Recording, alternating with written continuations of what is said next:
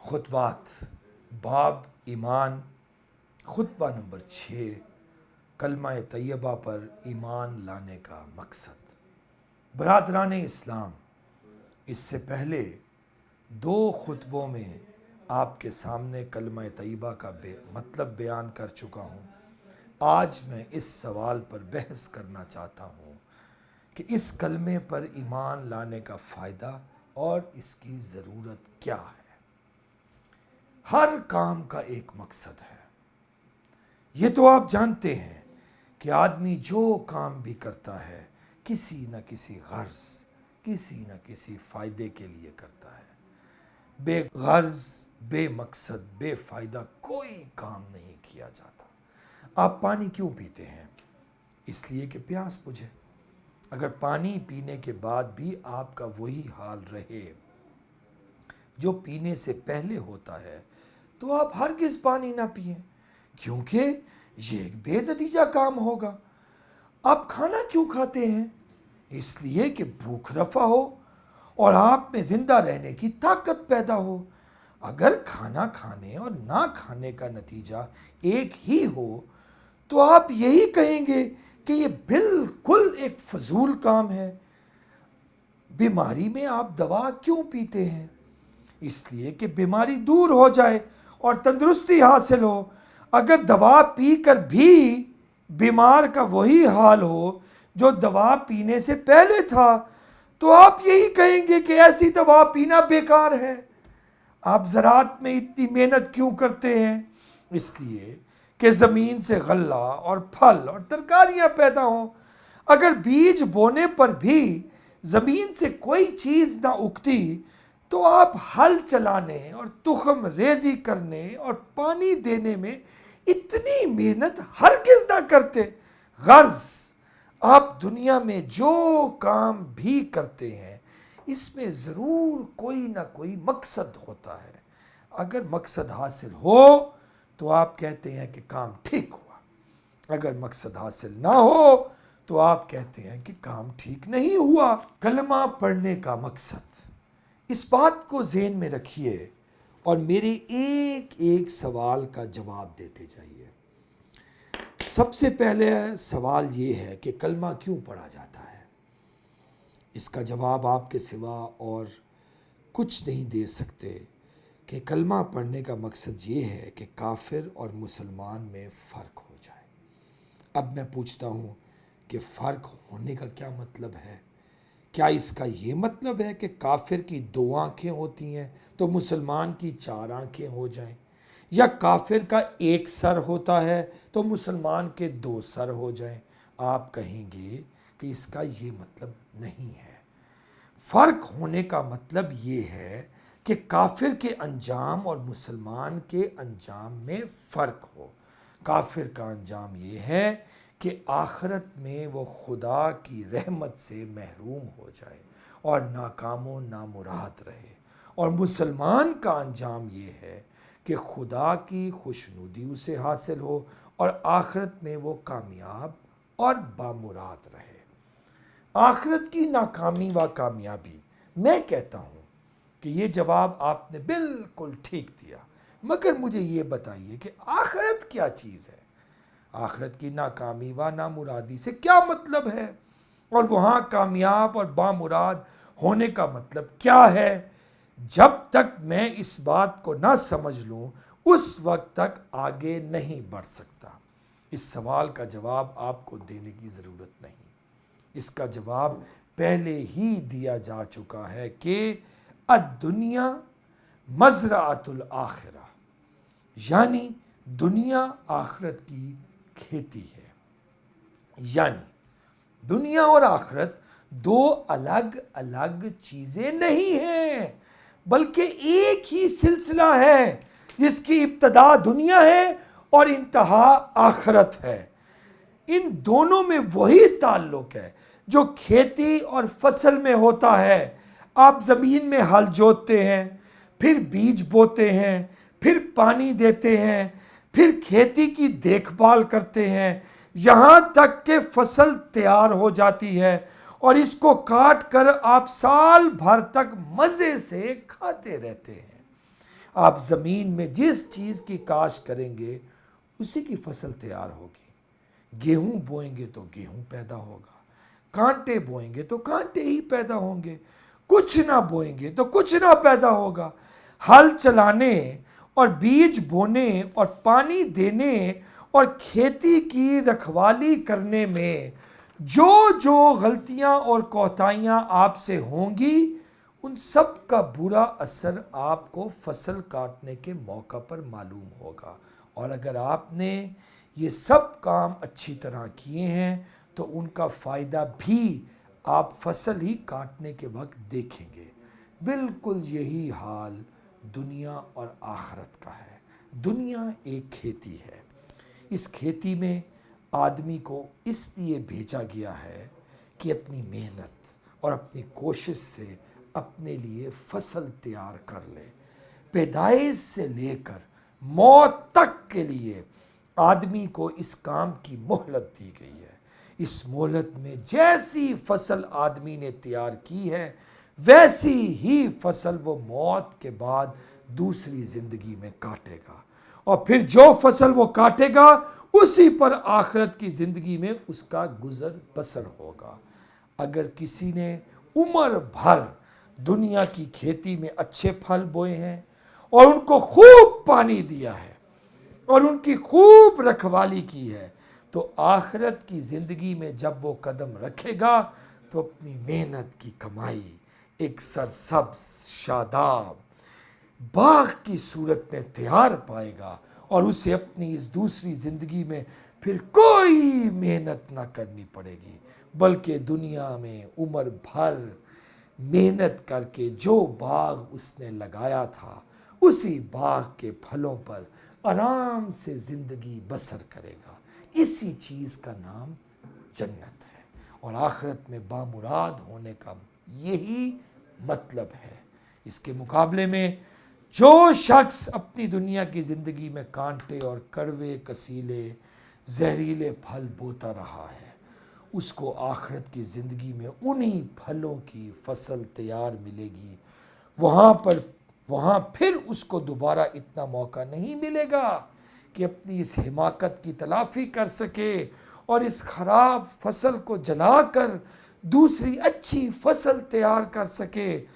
پھر تو اس کو آخرت کی ساری زندگی اسی فصل پر بسر کرنا ہوگی جسے وہ دنیا میں تیار کر چکا ہے۔ جو کانٹے اس نے بوئے تھے انہی کے بستر پر اسے لیٹنا ہوگا، اور جو کڑوے کسیلے زہریلے پھل اس نے لگائے تھے وہی اس کو کھانے پڑیں گے۔ یہی مطلب ہے آخرت میں ناکام و نامراد ہونے کا۔ آخرت کی یہ شرح جو میں نے بیان کی ہے حدیث اور قرآن سے بھی یہی شرح ثابت ہے۔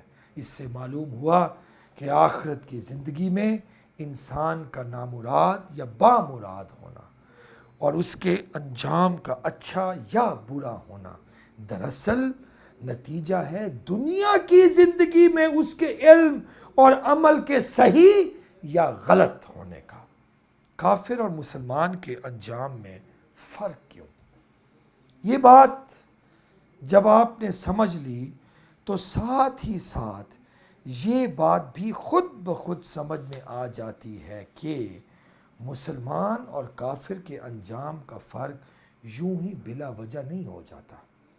دراصل انجام کا فرق آغاز ہی کے فرق کا نتیجہ ہے۔ جب تک دنیا میں مسلمان اور کافر کے علم و عمل کے درمیان فرق نہ ہوگا آخرت میں بھی ان دونوں کے انجام کے درمیان فرق نہیں ہو سکتا۔ یہ کسی طرح ممکن نہیں ہے کہ دنیا میں ایک شخص کا علم اور عمل وہی ہو جو کافر کا علم اور عمل ہے، اور پھر آخرت میں وہ اس انجام سے بچ جائے جو کافر کا انجام ہوتا ہے۔ کلمے کا مقصد علم و عمل کی درستی۔ اب پھر وہی سوال پیدا ہوتا ہے کہ کلمہ پڑھنے کا مقصد کیا ہے؟ پہلے آپ نے اس کا جواب یہ دیا تھا کہ کلمہ پڑھنے کا مقصد یہ ہے کہ کافر کے انجام اور مسلمان کے انجام میں فرق ہو۔ اب انجام اور آخرت کی جو تشریح آپ نے سنی ہے، اس کے بعد آپ کو اپنے جواب پر پھر غور کرنا ہوگا۔ اب آپ کو یہ کہنا پڑے گا کہ کلمہ پڑھنے کا مقصد دنیا میں انسان کے علم اور عمل کو درست کرنا ہے تاکہ آخرت میں اس کا انجام درست ہو۔ یہ کلمہ انسان کو دنیا میں وہ باغ لگانا سکھاتا ہے جس کے پھل آخرت میں اس کو توڑنے ہیں۔ اگر آدمی اس کلمے کو نہیں مانتا تو اس کو باغ لگانے کا طریقہ ہی معلوم نہیں ہو سکتا۔ پھر وہ باغ لگائے گا کس طرح اور آخرت میں پھل کس چیز کے توڑے گا؟ اور اگر آدمی اس کلمے کو زبان سے پڑھ لیتا ہے مگر اس کا علم بھی وہی رہتا ہے جو نہ پڑھنے والے کا علم تھا، اور اس کا عمل بھی ویسا ہی رہتا ہے جیسے کافر کا عمل تھا، تو آپ کی عقل خود کہہ دے گی کہ ایسا کلمہ پڑھنے سے کچھ حاصل نہیں، کوئی وجہ نہیں کہ ایسے شخص کا انجام کافر کے انجام سے مختلف ہو۔ زبان سے کلمہ پڑھ کر اس نے خدا پر کوئی احسان نہیں کیا ہے کہ باغ لگانے کا طریقہ بھی وہ نہ سیکھے، باغ لگائے بھی نہیں، ساری عمر کانٹے ہی بوتا رہے، اور پھر بھی آخرت میں اس کو پھلوں سے لدا ہوا لہلہاتا باغ مل جائے۔ جیسا کہ میں پہلے کئی مثالیں دے کر بیان کر چکا ہوں، جس کام کے کرنے اور نہ کرنے کا نتیجہ ایک ہو وہ کام فضول اور بے معنی ہے۔ جس دوا کو پینے کے بعد بھی بیمار کا وہی حال رہے جو پینے سے پہلے تھا، وہ دوا حقیقت میں دوا نہیں ہے۔ بالکل اسی طرح اگر کلمہ پڑھنے والے آدمی کا علم اور عمل بھی وہی کا وہی رہے جو کلمہ نہ پڑھنے والے کا ہوتا ہے، تو ایسا کلمہ پڑھنا محض بے معنی ہے۔ جب دنیا میں کافر اور مسلم کی زندگی میں فرق نہ ہوا تو آخرت میں ان کے انجام میں فرق کیسے ہو سکتا ہے؟ کلمہ طیبہ کون سا علم سکھاتا ہے؟ اب یہ سوال سامنے آتا ہے کہ وہ کون سا علم ہے جو کلمہ طیبہ انسان کو سکھاتا ہے، اور اس علم کو سیکھنے کے بعد مسلمان کے عمل اور کافر کے عمل میں کیا فرق ہو جاتا ہے؟ نمبر 1، اللہ کی بندگی۔ دیکھیے، پہلی بات جو اس کلمے سے آپ کو معلوم ہوتی ہے وہ یہ ہے کہ آپ اللہ کے بندے ہیں اور کسی کے بندے نہیں ہیں۔ یہ بات جب آپ کو معلوم ہو گئی تو خود بخود آپ کو یہ بات بھی معلوم ہو گئی کہ آپ جس کے بندے ہیں دنیا میں آپ کو اسی کی مرضی کے مطابق عمل کرنا چاہیے، کیونکہ اس کی مرضی کے خلاف اگر آپ چلیں گے تو یہ اپنے مالک سے بغاوت ہوگی۔ نمبر 2، محمد صلی اللہ علیہ وآلہ وسلم کی پیروی۔ اس علم کے بعد دوسرا علم آپ کو کلمے سے یہ حاصل ہوتا ہے کہ حضرت محمد صلی اللہ علیہ وآلہ وسلم اللہ کے رسول ہیں۔ یہ بات جب آپ کو معلوم ہو گئی تو اس کے ساتھ ہی یہ بات بھی آپ کو خود بخود معلوم ہو گئی کہ اللہ کے رسول صلی اللہ علیہ وآلہ وسلم نے دنیا کی کھیتی میں کانٹوں اور زہریلے پھلوں کے بجائے پھولوں اور میٹھے پھلوں کا باغ لگانا جس طرح سکھایا ہے، اسی طرح آپ کو باغ لگانا چاہیے۔ اگر آپ اس طریقے کی پیروی کریں گے تو آخرت میں آپ کو اچھی فصل ملے گی، اور اگر اس کے خلاف عمل کریں گے تو دنیا میں کانٹے بوئیں گے اور آخرت میں کانٹے ہی پائیں گے۔ علم کے مطابق، نمبر 3، علم کے مطابق عمل بھی ہو۔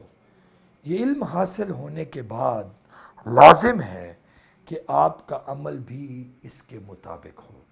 اگر آپ کو یقین ہے کہ ایک دن مرنا ہے اور مرنے کے بعد پھر ایک دوسری زندگی ہے، اور اس زندگی میں آپ کو اسی فصل پر گزر کرنا ہوگا جسے آپ اس زندگی میں تیار کر کے جائیں گے، تو پھر یہ ناممکن ہے کہ آپ رسول اللہ صلی اللہ علیہ وآلہ وسلم کے بتائے ہوئے طریقے کو چھوڑ کر کوئی دوسرا طریقہ اختیار کر سکیں۔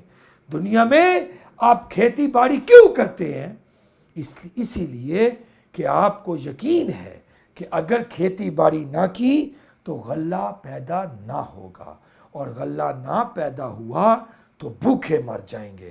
اگر آپ کو اس بات کا یقین نہ ہوتا اور آپ سمجھتے کہ کھیتی باڑی کے بغیر ہی غلہ پیدا ہو جائے گا یا غلے کے بغیر بھی آپ بھوک سے بچ جائیں گے تو ہرگز آپ کھیتی باڑی میں یہ محنت نہ کرتے۔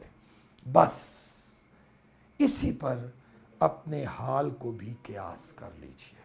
جو شخص زبان سے یہ کہتا ہے کہ میں خدا کو اپنا مالک اور رسول پاک صلی اللہ علیہ وآلہ وسلم کو خدا کا رسول مانتا ہوں اور آخرت کی زندگی کو بھی مانتا ہوں، مگر اس کا عمل قرآن کی تعلیم اور رسول اللہ صلی اللہ علیہ وسلم کی سنت کے خلاف ہے، اس کے متعلق یہ سمجھ لیجئے کہ در حقیقت اس کا ایمان کمزور ہے۔ اس کو جیسا یقین اپنی کھیتی میں کاشت نہ کرنے کے برے انجام کا ہے، اگر ویسا ہی یقین آخرت کی فصل تیار نہ کرنے کے برے انجام کا بھی ہو تو وہ کبھی اس کام میں غفلت نہ کرے۔ کوئی شخص جان بوجھ کر اپنے حق میں کانٹے نہیں بوتا، کانٹے وہی بوتا ہے جسے یہ یقین نہیں ہوتا کہ جو چیز وہ بو رہا ہے اس سے کانٹے پیدا ہوں گے اور وہ کانٹے اس کو تکلیف دیں گے۔ آپ جان بوجھ کر اپنے ہاتھ میں آگ کا انگارہ نہیں اٹھاتے کیونکہ آپ کو یقین ہے کہ یہ جلا دے گا، مگر ایک بچہ آگ میں ہاتھ ڈال دیتا ہے کیونکہ اسے اچھی طرح معلوم نہیں ہے کہ اس کا انجام کیا ہوگا۔ وآخر دعوانا ان الحمدللہ رب العالمین۔